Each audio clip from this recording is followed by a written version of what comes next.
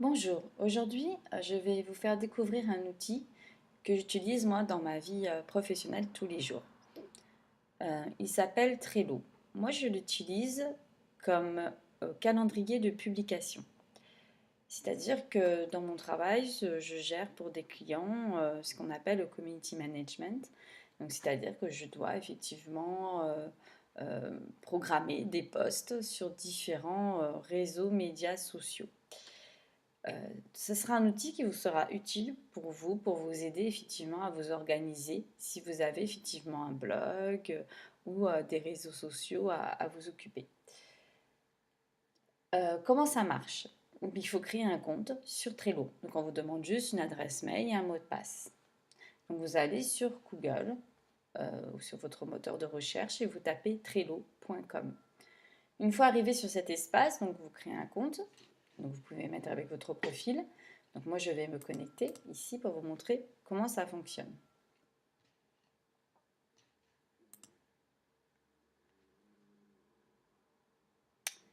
Vous arrivez dans un espace des tableaux. Donc en fait, vous pouvez créer différents tableaux.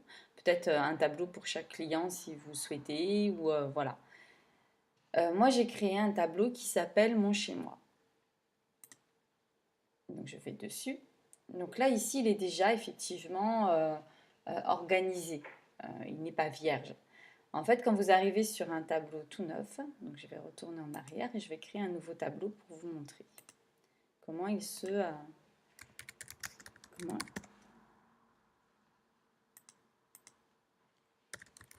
alors, ici, je vais mettre là.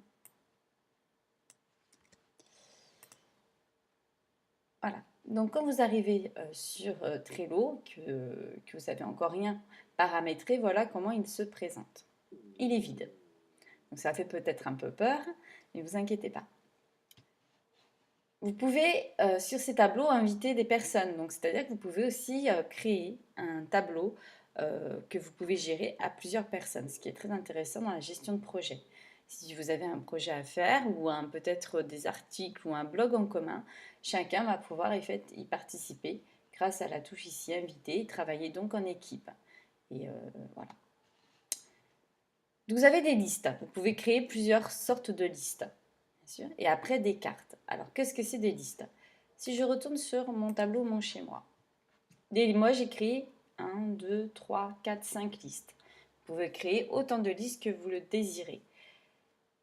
Comme je l'utilise comme calendrier de publication, j'ai trouvé logique de mettre une liste publiée, donc tous mes articles qui sont publiés, une liste en cours de rédaction et une liste à publier. Donc, c'est-à-dire que c'est tous mes projets de publication. J'ai une liste qui s'appelle idées d'articles, qui va lui m'aider effectivement à trouver des idées.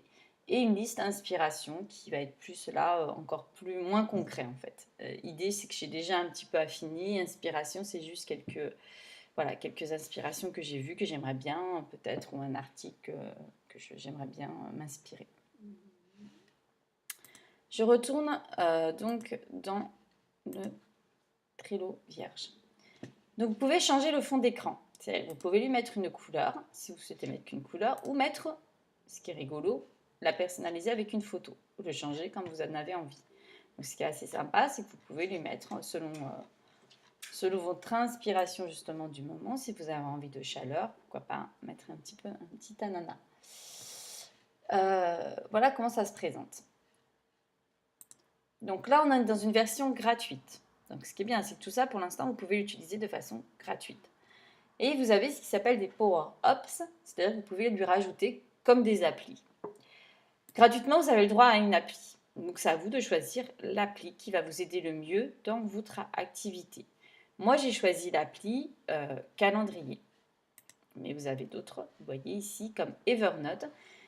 Si vous avez Evernote, effectivement, sur votre téléphone, et que vous l'utilisiez souvent pour vous mettre des idées, vous pouvez le relier ici, vous pouvez le relier donc à votre Trello, ce qui est intéressant.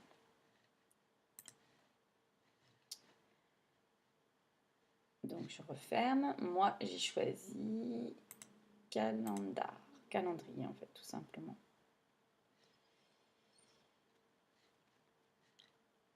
Donc vous avez d'autres, vous voyez, d'autres types de... Moi j'ai choisi celui-ci à rajouter. Voyez.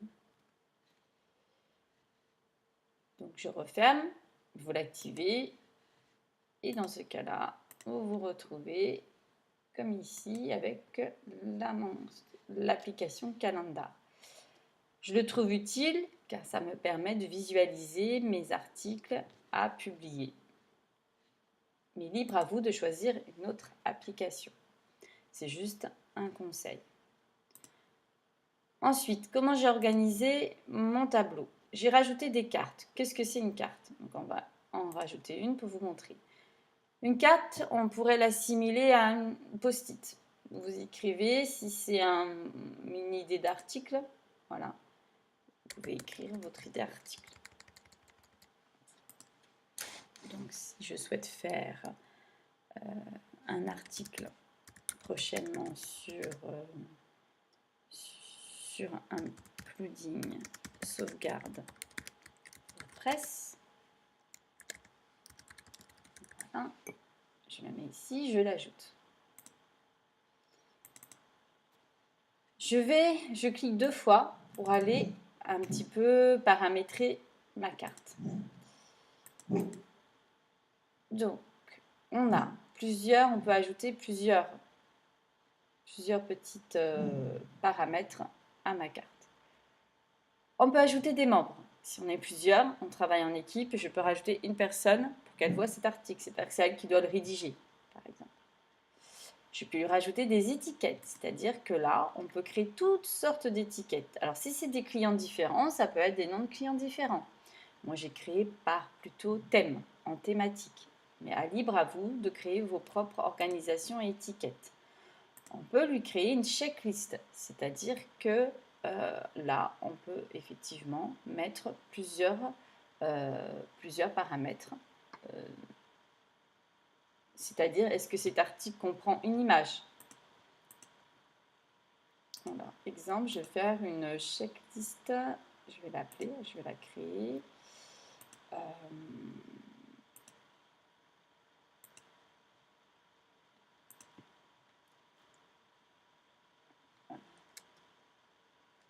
Image.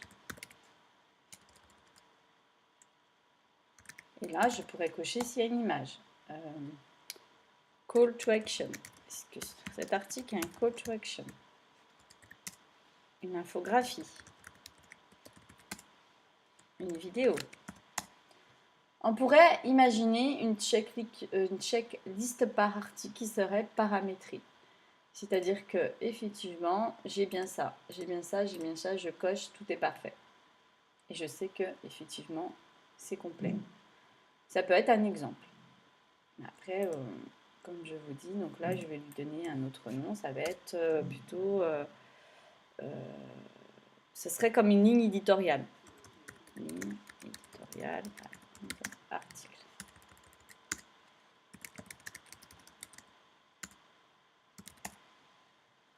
Donc, là, je vais supprimer, je vais le renommer et je vais la refaire ici. Donc, si je mets ligne éditoriale article, c'est là que je vais mettre, est-ce qu'il y a une image, 200, je ne sais pas, 200 caractères. Hop, est-ce qu'il y a une vidéo, un call to action. Ça me permettra en fait de voir si je n'ai rien oublié dans mon article. Une infographie. Et je coche si j'ai tout ça. Toc. J'ai bien une image, vidéo j'en ai une, j'ai une collection, j'ai pas mis d'infographie. Voilà. Les mots-clés par exemple. Mots-clés.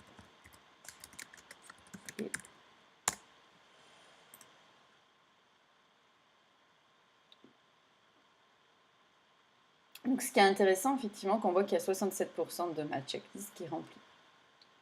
On peut créer des échéances, c'est-à-dire que je veux que cet article soit programmé le jeudi 8. Je fais enregistrer. Okay. Je peux lui prévoir des pièces jointes. Je peux lui rajouter une photo, si j'ai déjà trouvé mon image. Le souci quand on programme des articles, parfois on a l'idée du thème, mais on n'a pas encore trouvé l'image.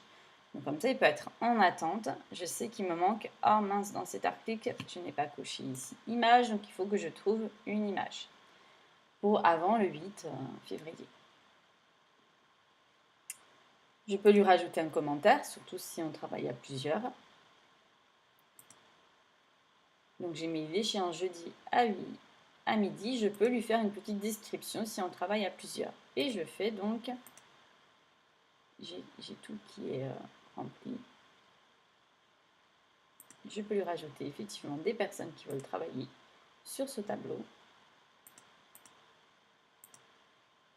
Et je coche. Et il sera mis dans la... Donc là, j'ai tout ça qui est rempli. Ce que je vais faire, c'est que je vais le mettre dans « À publier », ici. Donc, c'est bien, c'est que les cartes, on peut les déplacer autant qu'on le désire. Donc, c'est très pratique. Comme des petits post-it. C'est pour ça que je trouve Trello comme calendrier de publication vraiment très pratique. On peut les retrouver par couleur, par thème. Donc, ce qui est vraiment pour moi un outil qui me fait gagner du temps. Je pense que j'ai fait le tour des fonctionnalités de Trello et c'est pas très compliqué. On peut le mettre en personnel ou en privé. Donc je vous souhaite de vous amuser, de trouver de nouvelles fonctionnalités, de l'organiser comme vous le souhaitez dans vos prochaines publications.